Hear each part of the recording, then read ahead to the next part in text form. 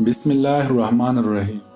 شروع کرتا ہوں اللہ تعالیٰ کے نام سے جو بڑا مہربان نہایت رحم والا ہے۔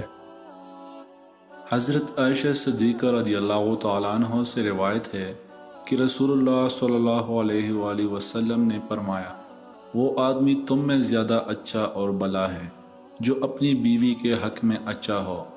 اسی کے ساتھ فرمایا، اور میں اپنی بیویوں کے لیے بہت اچھا ہوں۔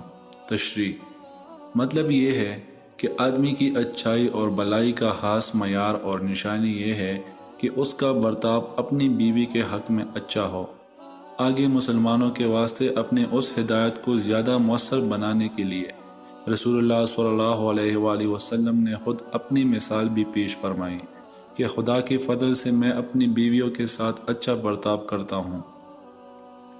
حضرت ابو ہریرہ رضی اللہ تعالیٰ عنہ سے روایت ہے کہ رسول اللہ صلی اللہ علیہ وآلہ وسلم نے ایک دن فرمایا کہ خدا کی قسم وہ شخص مومن نہیں، خدا کی قسم اس میں ایمان نہیں، خدا کی قسم وہ صاحب ایمان نہیں۔ عرض کیا گیا، یا رسول اللہ کون؟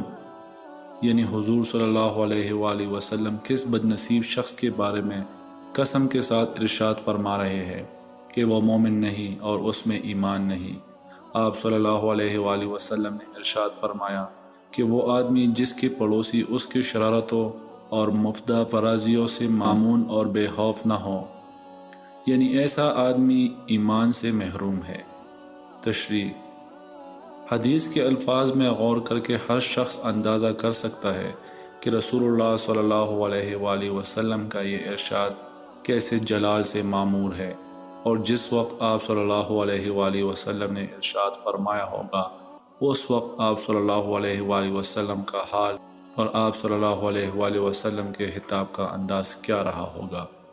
بہرحال اس پرجلال ارشاد کا مدعا اور پیغام یہی ہے کہ ایمان والوں کے لیے لازم ہے کہ پڑوسیوں کے ساتھ ان کا برتاؤ اور رویہ ایسا شریفانہ رہے کہ وہ ان کے طرف سے بالکل مطمئن اور بے خوف رہے، ان کے دل و دماغوں میں بھی ان کے بارے میں کوئی اندیشہ اور خطرہ نہ ہو۔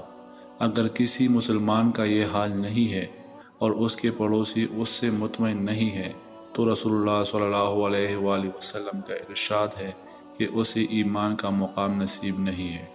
جزاک اللہ۔